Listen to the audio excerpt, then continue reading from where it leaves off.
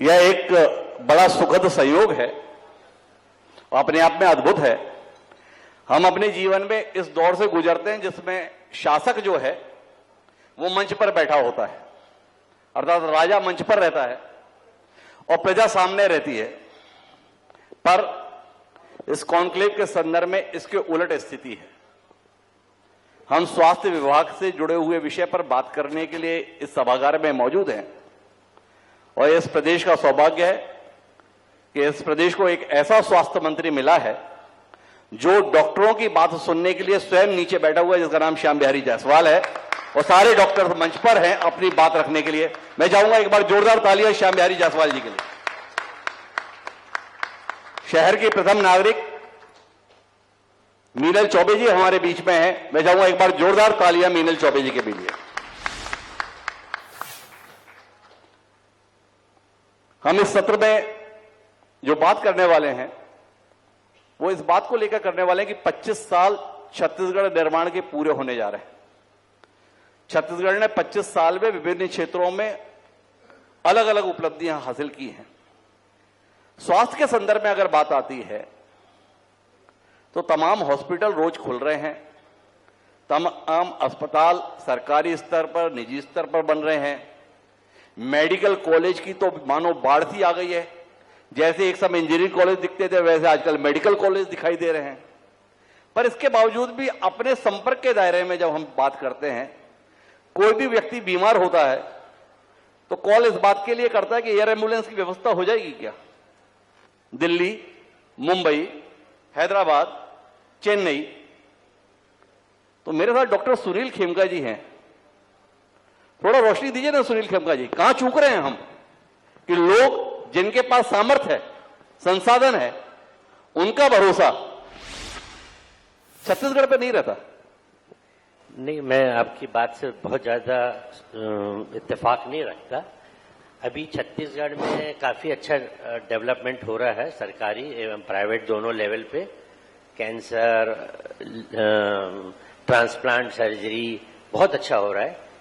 ये और एक टाइम लगता है। और ये तो ऐसा है, जो बॉम्बे दिल्ली में भी रहते हैं मल्टी मिलियनर लोग, वो लोग भी वो उनका वो रहता है, पैशन है। वो इंग्लैंड जाएंगे, अमेरिका जाएंगे। स्टार लोग इंग्लैंड में जाके आर्थ्रोस्कोपी सर्जरी करा, तो वो एक चलन है। इंग्लैंड वाला आदमी अमेरिका जाएगा, वो एक चलता है। वो लोगों को ऐसा रहता है, घर के जोगी जोगना और बाहर गांव का सिद्ध वाला जो है वो सिस्टम रहता है। मतलब आपका मानना ये है कि सहूलियत तो हमारे पास है पर स्टेटस सिंबल जो है यहाँ पर इलाज नहीं कराने देता। जी, ऐसा है, बहुत हद तक ऐसा है, बहुत हद तक ऐसा है। तो फिर आप रोशनी देंगे कि हमने पिछले 25 साल में कहां थे और कहां पहुंचे, इस पर कोई रोशनी देंगे आप?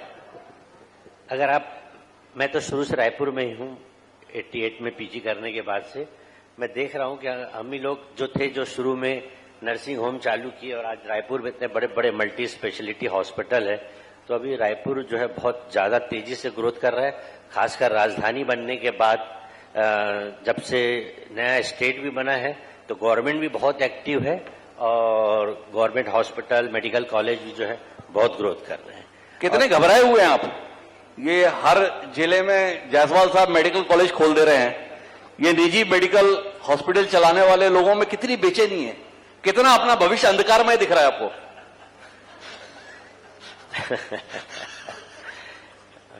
मेडिकल कॉलेज के जो ओनर है वो बता सकेंगे, मैं उसमें नहीं हूं। मेरे साथ में सूर्यवंशी जी बैठे हुए हैं। सूर्यवंशी जी, सब तरफ में काम हो रहा है। हेलो।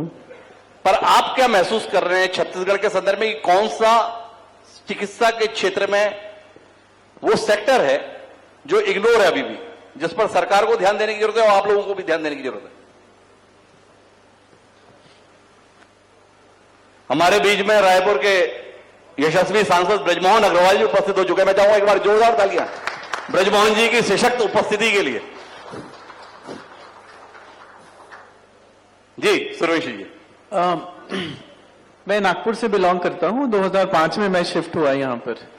तो पहले मैं स्कॉट्स में था, वहां पर हम देखते थे कि एयर एम्बुलेंस में लोग जाते थे, बट वो 5 साल में ट्रेंड खत्म हो गया। उसके बाद लोग हैदराबाद कहीं भी नहीं जाते थे।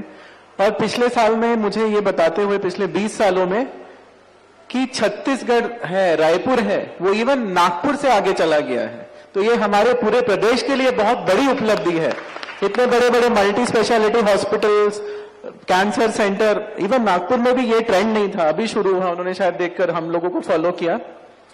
जहां तक आपके सवाल का जवाब है, तो मेरी ये सोच है कि अभी भी हमको गवर्नमेंट सेक्टर में और काम करने की जरूरत है। जितना महाराष्ट्र आगे है गवर्नमेंट सेक्टर्स में, चाहे कार्डियक फैसिलिटी हो और चाहे बाकी फैसिलिटी हो, क्योंकि उनके पास एक मुंबई बहुत बड़ा सेंटर है जहां पर गवर्नमेंट हॉस्पिटल में भी अच्छा काम होता है। तो हमारे यहाँ पर गवर्नमेंट में रायपुर बहुत अच्छा ग्रो किया है। मुझे लगता है जो सरगुजा है, बस्तर क्षेत्र है, वहां पर हमें और वर्क करने की जरूरत है। जो पेरिफेरल क्षेत्र है वहां पर भी अच्छे फैसिलिटीज और मिले लोगों को। पर मेरा डॉक्टर सजल अग्रवाल जी, आपके पास तो बड़ा लंबा तजुर्बा है, ये अस्पताल बहुत खुल रहे हैं, बिल्डिंग बहुत भव्य बन रही है, बिस्तर भी बहुत बढ़िया वाले लगाए जा रहे हैं, पर जब वहां पर पूछते हैं कि डॉक्टर्स कौन हैं, तो बड़ा आम है, वो बीएचएमएस वाला भी जो है वो मल्टी स्पेशलिटी हॉस्पिटल में ड्यूटी देता हुआ दिखाई दे जाता है। इस विरोधाभास में कोई दृष्टि जाती है आप लोगों की? नहीं, देखिए जहां तक डॉक्टर्स तो सब कंसल्टेंट जो भी स्पेशलिस्ट हैं वही अवेलेबल रहते हैं। नीचे थोड़ा बहुत वर्क करने के लिए, क्योंकि यहाँ पे अरे पूरे वजह एमबीबीएस लेवल के जो डॉक्टर जो आरएमओज हैं वो यहाँ पे अवेलेबल नहीं है ज्यादातर। तो हमको कुछ काम करने के लिए हमको अभी एमएचएमएस या होम्योपैथिक डॉक्टर या जो एक्सपीरियंस जो आरएमओज रहते हैं वो रखने पड़ते हैं। अदरवाइज बाकी जो काम करने वाले जितने भी हैं वहाँ पे जो भी डॉक्टर है कंसल्टेंट, वो सब अवेलेबल रहते हैं सभी फैकल्टीज के। पर खेमका साहब, आप इस समस्या से थोड़े रूबरू हैं। मेडिकल कॉलेज तो खूब खुल रहे हैं जी, फैकल्टी का अता पता नहीं है जी, फैकल्टी का। आप जिस समय पर मेडिकल कॉलेज की पढ़ाई किया करते थे, उस मेडिकल के डॉक्टर जो है अपने आप में शहर की सेलिब्रिटी हुआ करते थे। उन डॉक्टर्स के नाम से पूरा शहर जाना जाता था।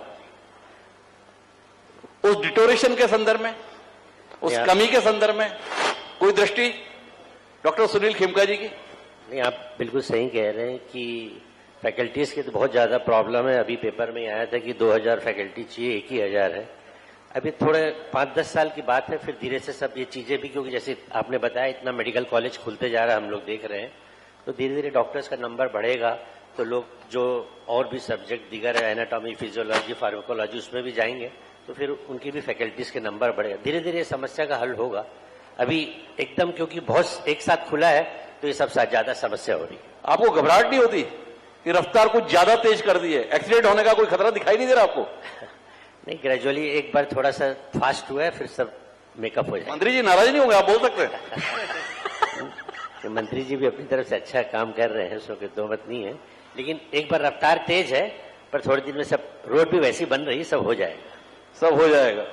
मेरे साथ में डॉक्टर आशीष बहोबिया जी हैं, जाने माने नेत्र रोग विशेषज्ञ हैं, प्रयोग करने में बड़ा यकीन रखते हैं। लोग समझ नहीं पाते, महोबिया साहब, अस्पताल है या दुकान है? इस चुनौती को किस तरीके से देख रहे हैं आप अपने पेशे के संदर्भ में? इन 25 साल में छत्तीसगढ़ में मेडिकल सेक्टर सम्मान का विषय है या लोगों के लिए चिढ़ का विषय है? इस पर कोई अनुभव आपका है? मुझे लगता है कि बहुत गहरा विरोधाभास है, शायद हमारी दोहरी मानसिकता हर किसी की है।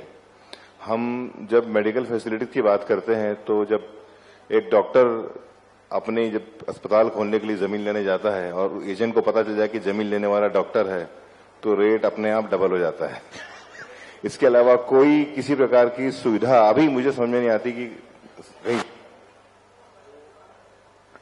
ये लगता है कि हर अच्छा अस्पताल, डॉक्टर मेरे सम्मानीय साथी लोगन से मानेंगे, अगर जो अच्छा काम कर रहे हैं अस्पताल, उनका नाम है ही इसीलिए कि दोनों वर्ग को साथ में लेके चलते हैं। लेकिन बहुत सारे लोग ये चाहते हैं कि हमें सुविधाएं मिले, बहुत अच्छी पर्सनल केयर मिले, रूम बहुत अच्छा मिले, लेकिन उसके लिए हम जनरल वार्ड का वो देना चाहते हैं। तो ये विरोधाभास, हम उतरेंगे मर्सिडीज से और होंडा सिटी से और सोचेंगे कि मुझे 100 रुपए में आप देख लें, 200 रुपए का कमरा दे दें, ये भी तो एक विरोधाभास है। मुझे लगता है हमें एक डॉक्टर के साथ साथ हर किसी को एक आत्मबंधन की आवश्यकता है। पर आप जिस फील्ड में हैं उसमें लोग अभी भी केवल मोतिया की सर्जरी कराने का मतलब ही आई सर्जन को जान रहे हैं, या इससे कुछ आगे बढ़े हैं? मेरे ख्याल से मोतियाबिंद तो बहुत पीछे रह गया, और मोतियाबिंद भगवान की दया से सरकार ने सबसे पहला जो ध्यान दिया था मोतियाबिंद पे दिया था, और उसका हर्ष है कि आज लगभग हमने टारगेट पे हैं। लेकिन मोतियाबिंद के अलावा आजकल जैसे कि आईज में खासकर बहुत कुछ लोगों की डिमांड कॉस्मेटिक की तरफ या सेफ्टी की तरफ बहुत ज्यादा बढ़ गई है, तो लोगों को चश्मा उतरवाना ये बहुत अच्छा लगता है। कोई चश्मा, जैसे वेस्टर्न कंट्री में हम जो देखते हैं, जो पाश्चात्य इन्फ्लुएंस है बहुत ज्यादा, भारत भी उससे बच नहीं सकता। तो आंखों की खूबसूरती, आंखों की प्लास्टिक सर्जरी, उस हद तक हम जा चुके हैं। और मैं आपसे कहते हुए एक खुशी महसूस कर रहा हूं कि आंखों में और बाकी फील्ड में भी, जैसे कि बाकी लोगों ने कहा, हम कहीं कम नहीं हैं। बस हमारा एक स्टेटस है, ये रायपुर है, वो बॉम्बे है, वो दिल्ली है, बट डॉक्टर्स हमारे पास रायपुर शहर में आज बॉम्बे से भी हैं, न्यूयॉर्क से भी हैं, लंदन से भी लौटे हुए हैं। और ऐसा कहते हुए मुझे इस मंच से बड़ा गर्व महसूस होता है। आशीष महोदय जी को बड़ा गर्व महसूस होता है, लेकिन मेरे साथ में एक बड़ा प्रयोगधर्मी डॉक्टर हैं, डॉक्टर सुनील कालड़ा। ऐसा क्या है जो सुनील कालड़ा नहीं कर सकते, लोग चर्चा में कहते हैं? खेमका साहब इसकी पुष्टि कर रहे हैं। तो कालड़ा साहब, आप ही थोड़ा सा रोशनी दो कि छत्तीसगढ़ के संदर्भ में डॉक्टर की सबसे बड़ी चुनौती क्या है? मरीज है, सरकार है, व्यवस्था है क्या सबसे बड़ी चुनौती? देखिए, चुनौतियां तो सभी हैं सर। चुनौतियों के साथ और उसका सोल्यूशन निकाल के हमको आगे चलना पड़ता है, तभी रास्ते निकलते हैं। जैसा अभी आपने फैकल्टीज के लिए बात करी, तो उसमें मेरा एक सजेशन है कि जैसे सरकार ने बहुत रिस्ट्रिक्शन किया है कि एक आदमी एक ही हॉस्पिटल में जा पाएगा या दूसरी जगह नहीं जा पाता, तो थोड़ा उसको फ्रीडम रहनी चाहिए कि 2 या 3 हॉस्पिटल में एक फैकल्टी जाए, क्योंकि दिन भर उसका काम तो वहां रहता नहीं है। कई बार तो बाहर के देशों में कई बार ऐसा रहता है कि एक फैकल्टी कई जगह अटैचमेंट ले पाती है। दूसरा, यहाँ पर रिस्ट्रिक्शन एरियाज का है कि अगर आपको कॉलेज खोलना है या बड़ा इतना हॉस्पिटल खोलना है तो इतने एकड़ की जगह चाहिए, जो कई बार वेस्ट होती है।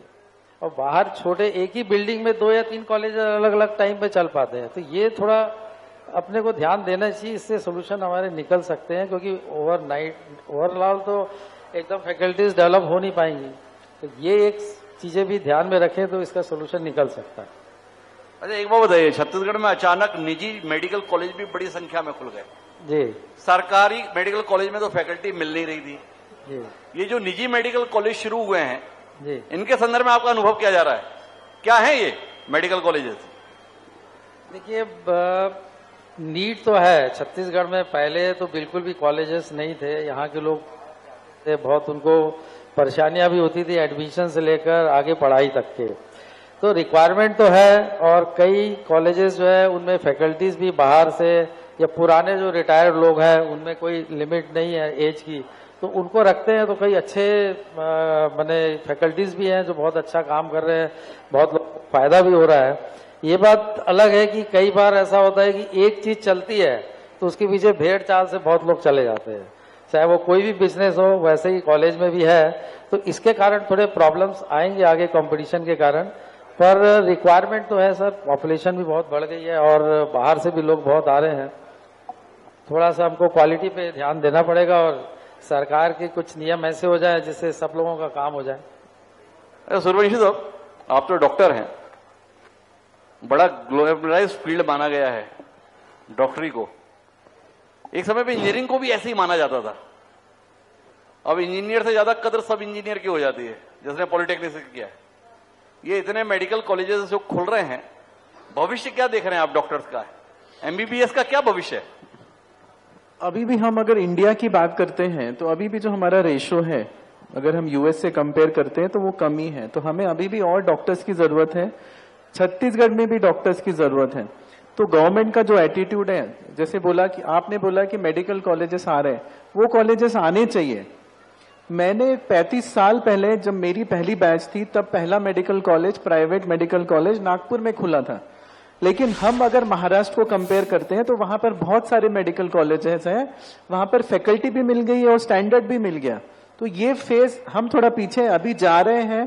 तो ये बहुत अच्छी बात है कि मेडिकल कॉलेजेस खुल रहे हैं, गवर्नमेंट की बहुत अच्छी सोच है। धीरे टाइम के साथ फैकल्टीज मिलेगी, जो प्राइवेट में काम कर रहे हैं वो कॉलेजेस में आके काम करेंगे, प्राइवेट में करेंगे।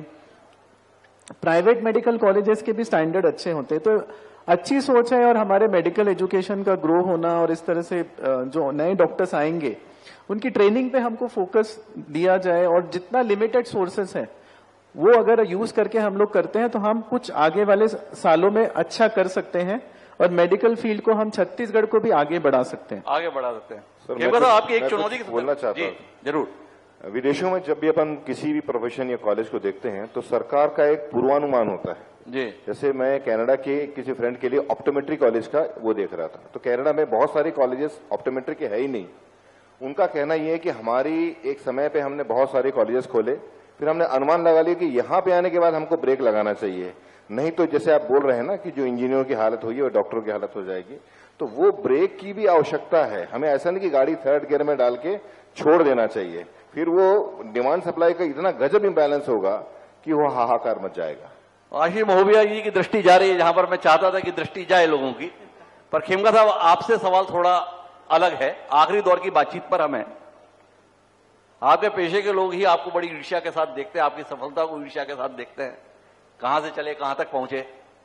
पर बड़ी आवाजें सुनाई देती है आजकल छत्तीसगढ़ में कि वो वाली हॉस्पिटल की ब्रांच छत्तीसगढ़ में खुलने वाली है, इसकी खुलने वाली है। ये ब्रांच कितनी बड़ी चुनौतियां हैं, और ये ब्रांच आके करेंगी क्या छत्तीसगढ़ में, इस पर थोड़ी दृष्टि दीजिए ना।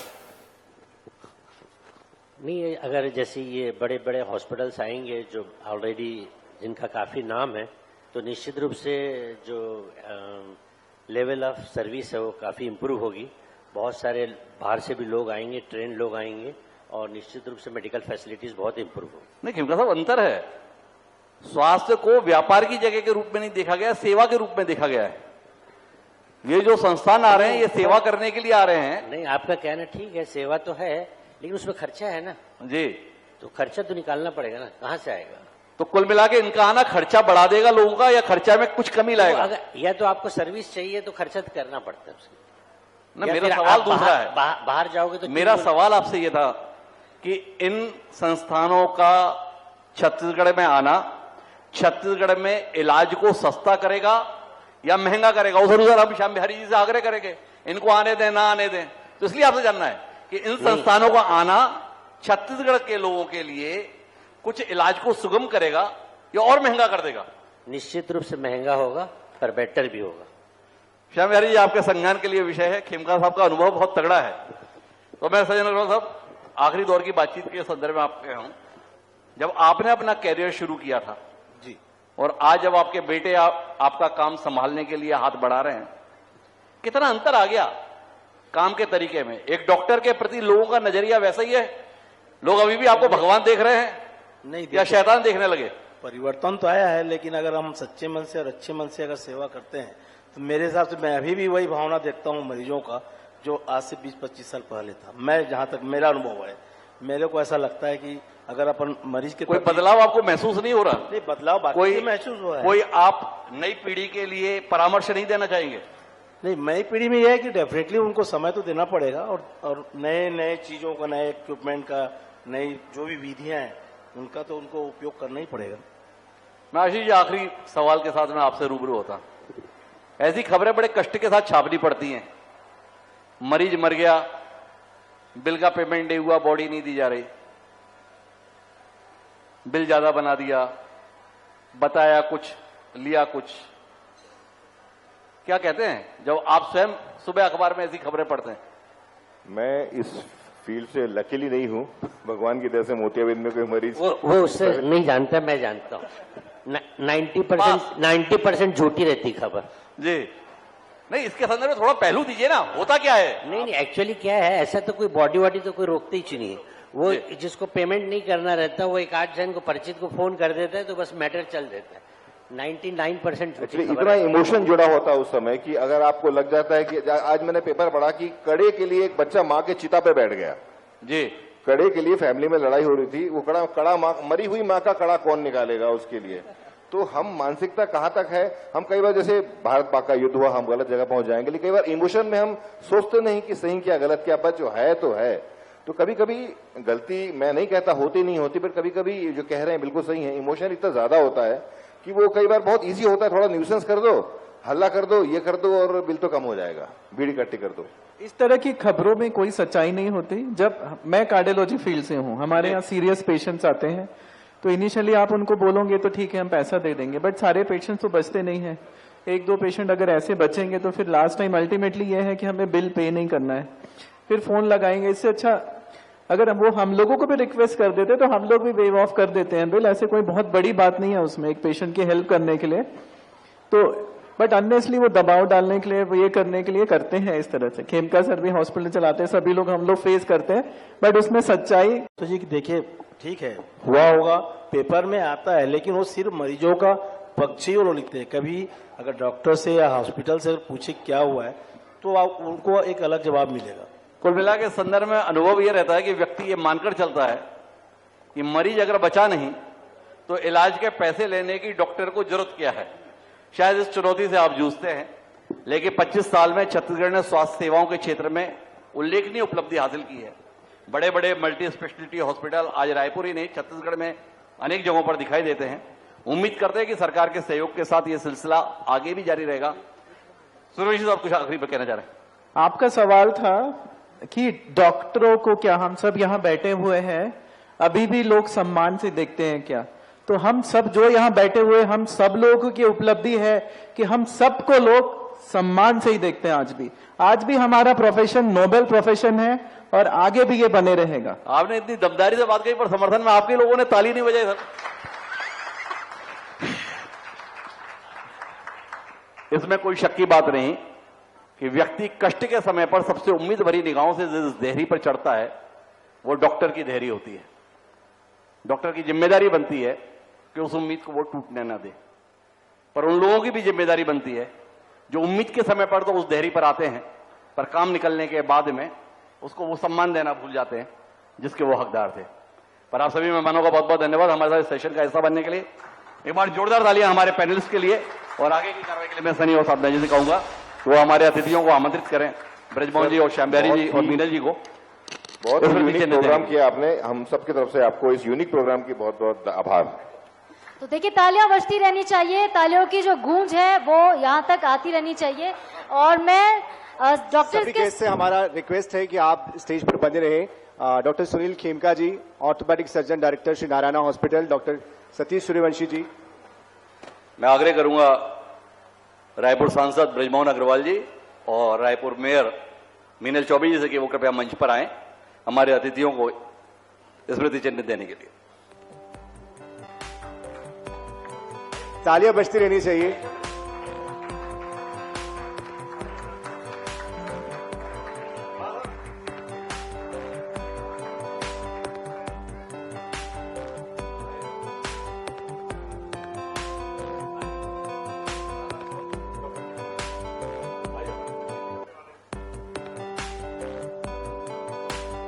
तो प्रदेश के स्वास्थ्य मंत्री श्यामबिहारी जायसवाल जी मुख्य अतिथि हैं हमारे, तालियां बजती रहनी चाहिए। साथ साथ रायपुर के सांसद ब्रजमोहन अग्रवाल जी विशिष्ट अतिथि, इनके लिए भी जोरदार तालियां। और साथ साथ हमारे जो खास मेहमान हैं डॉक्टर सुनील खेमका जी, सतीश सूर्यवंशी जी, डॉक्टर सजन अग्रवाल जी, डॉक्टर आशीष मोहबिया जी, डॉक्टर सुनील कालड़ा जी।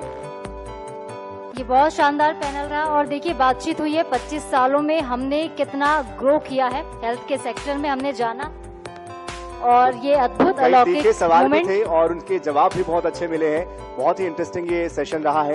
और जाहिर सी बात है, हर किसी के मन में बहुत सारे सवाल डॉक्टर्स को लेकर होते हैं और इस सवालों को एक मंच दिया है हरिभूमि INS 24/7 के प्रधान संपादक डॉक्टर हिमांशु द्विवेदी जी ने। तो तालियां जोरदार इस सेशन के लिए। और चलिए इसी के साथ बढ़ते हैं।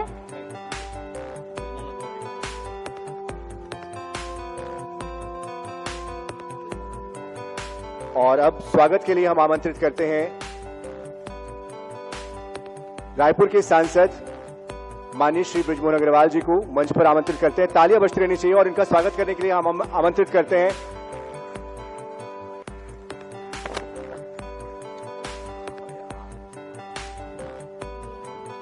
डॉक्टर अनुज जावलकर जी, साथ ही डॉक्टर सुनील धर्मानी जी और साथ ही डॉक्टर श्री धनंजय वर्मा जी, स्थानीय संपादक हरिभूमि, उनको भी हम आमंत्रित करते हैं।